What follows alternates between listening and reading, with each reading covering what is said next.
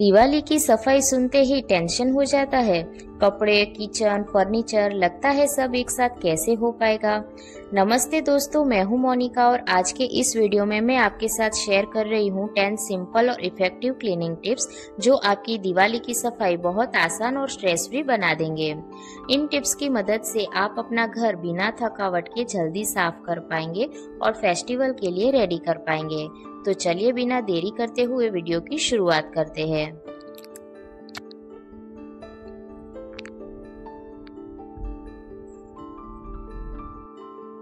दिवाली की सफाई स्टार्ट करने से पहले एक लिस्ट बना लीजिए। हर एक कोने को, हर एक चीज को ना डिवाइड कर दीजिए। जैसे लिविंग रूम की क्लीनिंग हो गई, किचन की क्लीनिंग हो गई या फिर बेडरूम की क्लीनिंग हो गई। इन सबको ना अलग अलग पार्ट में डिवाइड कर लीजिए और इन तीनों का काम एक साथ कभी भी मत निकालिए। जब हम सारी चीजों का काम एक साथ करने लगते हैं तो पूरा घर मैसी हो जाता है और हमें पता ही नहीं चलता कि कहाँ से अब हम स्टार्ट करें। तो सबसे पहले किसी एक दिन जैसे लिविंग रूम को क्लीन कर लिया, एक दिन किचन को क्लीन कर लिया और एक दिन बेडरूम को क्लीन कर लिया। इससे हम थकेंगे भी नहीं और आसानी से हमारा घर जो है वो पूरा क्लीन हो जाएगा।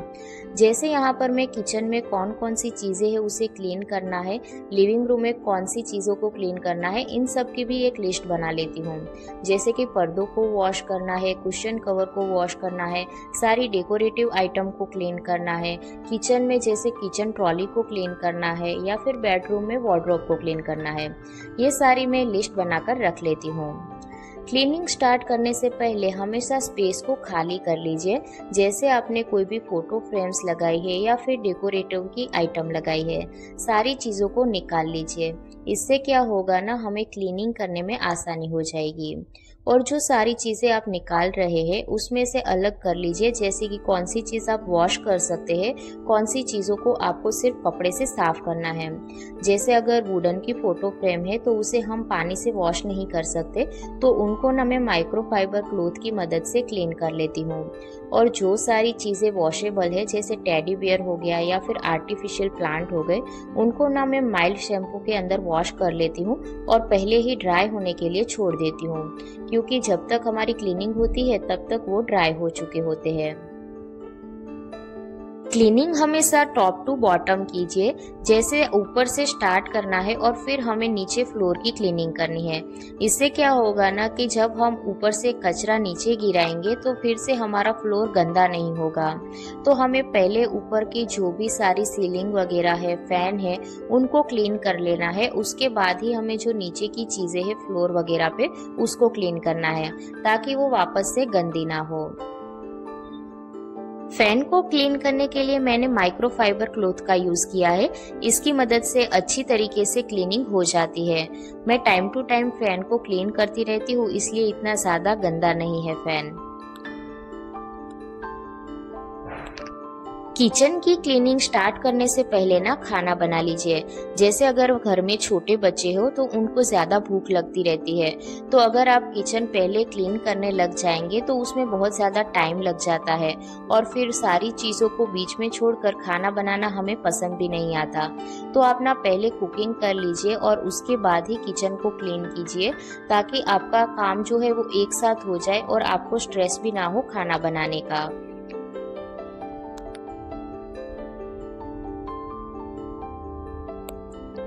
किचन की जो क्लीनिंग होती है वो मैं काउंटर टॉप से स्टार्ट करती हूँ। काउंटर टॉप पर रखी सारी चीजों को ना पहले क्लीन कर लीजिए, ताकि ऊपर का अगर काउंटर टॉप अच्छे से क्लीन होगा तो अगर आपको कोई भी चीज बनानी होगी, कुकिंग करनी होगी, तो भी आपके लिए आसान होगा।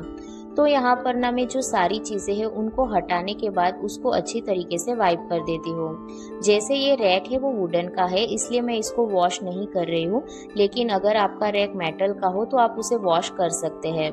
और यहाँ पर ना ऑयल का कुछ स्टेन लग गया था, इसलिए मैंने इसके लिए कोई दूसरा कपड़ा यूज किया है। इसको अच्छी तरीके से क्लीन कर लेंगे और जितना भी काउंटर टॉप पर डेकोरेशन का आइटम होगा ना उसको भी अच्छी तरीके से क्लीन कर लेना है। अगर आप काउंटर टॉप को डेली वाइप करते हैं ना तो आपको डीप क्लीनिंग में ज्यादा समय नहीं लगेगा, आप आसानी से उसकी क्लीनिंग कर पाएंगे। यहाँ पर मैं डेली उसको क्लीन करती हूँ, इसलिए मैंने यहाँ पर जो भी कंटेनर है उसको वॉश नहीं किए हैं। अगर आपके कंटेनर पे ऑयल के स्टेन हो तो आप उसको वॉश कर सकते हैं। किचन की क्लीनिंग ना सबसे ज़्यादा मुश्किल लगती है, लेकिन अगर आप कुछ टिप्स एंड ट्रिक्स को फॉलो करके स्मार्ट प्लानिंग के साथ किचन को क्लीन करेंगे तो आप कम समय में दिवाली की क्लीनिंग है वो कर पाएंगे। काउंटर टॉप को क्लीन करने के बाद बारी आती है किचन कैबिनेट की। तो यहाँ पर जो हम किचन कैबिनेट है उसको तो डेली क्लीन करते हैं, लेकिन उसके अंदर का जो हिस्सा होता है उसको क्लीन करना ना काफ़ी डिफिकल्ट होता है और उसे हम डेली क्लीन नहीं कर पाते हैं। तो यहाँ पर ना मैंने जो ट्रॉली है उसको पूरा बाहर खींच लिया है। उसके बाद ना हम सारी चीज़ों को बाहर निकाल लेंगे और फिर हम झाड़ू की मदद से कचरे को साफ कर लेंगे। अगर आपके पास वैक्यूम क्लीनर है तो ये काम आपका और भी ज़्यादा आसान हो जाएगा। यहाँ पर आप जो लॉन्ग ब्रश आते हैं उसके भी यूज़ कर सकते हैं, उसकी हेल्प से भी आसानी से क्लीनिंग हो जाती है। जो थोड़ा बहुत कचरा बचा है उसे हम कपड़े की मदद से साफ कर लेंगे। इस तरीके से अगर आप स्मार्ट प्लानिंग के साथ दिवाली की सफाई स्टार्ट करते हैं ना तो आसानी से आप कम समय में दिवाली की जो क्लीनिंग है वो कर पाएंगे और ज्यादा स्ट्रेस भी नहीं होगा। तो यहाँ पर किचन ट्रॉली के जो पीछे का हिस्सा है ना वो अच्छी तरीके से क्लीन हो गया है। तो अब हम वापस से सारी चीजों को ना उसकी जगह पे अरेंज कर देंगे। इस तरीके से हम सारे कैबिनेट को क्लीन कर देंगे। यहाँ पर मैं आपको सारी क्लीनिंग नहीं दिखा रही हूँ क्योंकि वीडियो और भी ज्यादा लंबा हो जाता, इसीलिए मैं एक एक कॉर्नर करके आपको दिखा रही हूँ। लेकिन आपको इसी तरीके से सारे कैबिनेट को क्लीन करना है। जब भी आप दिवाली की सफाई स्टार्ट करें तो घर को डीक्लटर करना ना भूलें। हमारे पास ना बहुत सारा ऐसा अननेसेसरी सामान होता है जो हमारे घर में ऐसे ही जगह रोके हुए होता है, लेकिन हम उसको फेंकते ही नहीं हैं। तो Diwali is the best time कि आप अपने घर को डीक्लटर करें। तो आप कोई भी एक कार्डबोर्ड का बॉक्स ले लीजिए या तो फिर आप कोई बास्केट ले सकते हैं। इसके अंदर जो भी अननेसेसरी सामान है ना उसको आप रख दीजिए और फिर उसको आप कचरे में फेंक दीजिए। डीक्लटरिंग का मतलब है जो ऐसा सामान जो हमारे घर में ऐसे ही जगह रोके हुआ है और हमारे कोई भी काम का नहीं है, या तो फिर कोई भी टूटा फूटा सामान, तो उन सारी चीजों को ना आप हटा दीजिए, जिससे हमारा घर और भी ज्यादा क्लीन एंड ऑर्गेनाइज दिखेगा। तो दिवाली के टाइम आप सारी चीजों को ना फेंक सकते हैं जो हमारे कोई भी काम का नहीं है। सिर्फ यहाँ पर मैं आपको अपनी जो कॉस्मेटिक है उसकी चीजें दिखा रही हूँ, लेकिन आप ना हमारे घर के अंदर कोई भी ऐसे कपड़े होते हैं जो हम पहनते नहीं है या फट चुके होते हैं उनको भी निकाल सकते हैं। और किचन के अंदर भी ऐसी क्रॉकरी होती है जो टूट चुकी होती है तो उन सबको भी आप फेंक सकते हैं। तो डीक्लटरिंग का मतलब है घर की सारी अननेसेसरी चीजों को हटाना। क्रॉकरी आइटम को ना हमेशा अलग से वॉश कीजिए, जैसे कांच के ग्लास हो गए, बाउल हो गए या फिर टी के कप हो गए। अगर हम इनको एक साथ वॉश करने में डाल देते हैं तो कई बार हमारे जो महंगी क्रॉकरी होती है ना वो टूट जाती है। तो इनको आप अलग से वॉश कीजिए।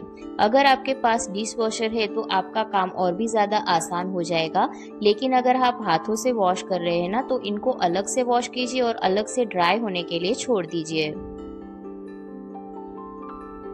जो चीजें ऐसी होती है ना जिनको ड्राई होने में टाइम लगता है, जैसे टेडी बियर हो गया या फिर आर्टिफिशियल प्लांट हो गया, तो उनको ना पहले वॉश कर लीजिए ताकि जब तक आपकी क्लीनिंग हो तब तक वो अच्छे से सूख जाए और फिर हम उसको रीअरेंज कर पाए। तो क्रॉकरी को जब हम वॉश करते हैं ना तो वो बिल्कुल नए जैसी चमकने लगती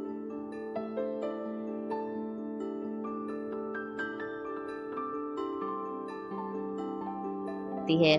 यहाँ पर अगर आपके पास कोई भी ऐसे कप है जो टूट चुके हैं तो आप इस टाइम पर उसको फेंक सकते हैं। घर की क्लीनिंग हो जाने के बाद मैट को वॉश करना ना भूलें। घर के अंदर जितने भी मैट हमने बिछाए हुए होते हैं वो बहुत ज्यादा गंदे हो चुके होते हैं, तो इन सब को ना आप वॉश कर लीजिए वॉशिंग मशीन में या तो फिर हाथों की मदद से। अगर हो सके तो दिवाली के टाइम पे नए मैट को बिछा दीजिए। वॉशिंग का जो काम है ना उसे लास्ट में रखिए, जैसे कर्टन को वॉश करना है, कुशन कवर को वॉश करना है या फिर बेडशीट को वॉश करना है। क्योंकि एक बार हमारा घर अच्छी तरीके से क्लीन हो जाता है फिर हमें सिर्फ कर्टन या फिर कुशन कवर को लगाना ही रहता है, तो इसे आप लास्ट में वॉश कीजिए। अगर आपके कर्टन आपको ड्राई क्लीनिंग में देने हैं तो इसे आप पहले ही ड्राई क्लीनिंग में दे दीजिए। दिवाली खुशियों का त्योहार है और अगर हमारा घर क्लीन एंड ऑर्गेनाइज होगा तो हम इस फेस्टिवल को और भी अच्छी तरीके से एंजॉय कर पाएंगे। दिवाली की क्लीनिंग ना कभी भी लास्ट मिनट में मत कीजिए। जैसे दिवाली को अगर 1 वीक का टाइम है ना, तो उससे पहले ही आप अपने घर को क्लीन कर लीजिए, क्योंकि लास्ट मिनट में जब हमारा काम बाकी होता है तो हमें बहुत ज्यादा स्ट्रेस हो जाता है। तो अगर आप इसे पहले ही क्लीन कर लेंगे तो आप अपने शॉपिंग को भी इंजॉय कर पाएंगे। सबसे लास्ट में बारी आती है वॉशिंग एरिया की और बाथरूम की। यहाँ पर हम सारी चीजों को क्लीन करते हैं, वॉश करते हैं, इसीलिए बाथरूम और वॉशिंग एरिया को हमेशा लास्ट में रखिए। तो यहाँ पर बाथरूम को क्लीन करने से पहले हम सारी चीजों को हटा देंगे, और यहाँ पर कोई भी ऐसी चीजें हैं जो खत्म हो चुकी है तो इसी टाइम पर हम उसे फेंक देंगे। अगर आप वर्किंग वुमन है या फिर बच्चे छोटे हैं ना, तो दिवाली की सफाई इसी तरीके से डिवाइड कर कीजिए, तो आपके लिए और भी ज्यादा आसान हो जाएगा। टाइल्स को क्लीन करने के लिए मैंने यहाँ पर एक लिक्विड ले लिया है और इसकी हेल्प से मैं सारी टाइल्स को क्लीन कर लूंगी। बाथरूम की टाइल्स को भी क्लीन करना काफी ज्यादा जरूरी है, क्योंकि उसके ऊपर पानी के कई बार निशान रह जाते हैं। तो दोस्तों, ये थे मेरे 10 सिंपल और इफेक्टिव क्लीनिंग टिप्स। मुझे उम्मीद है कि ये आपके लिए यूजफुल रहेगा और आपकी सफाई को थोड़ा आसान और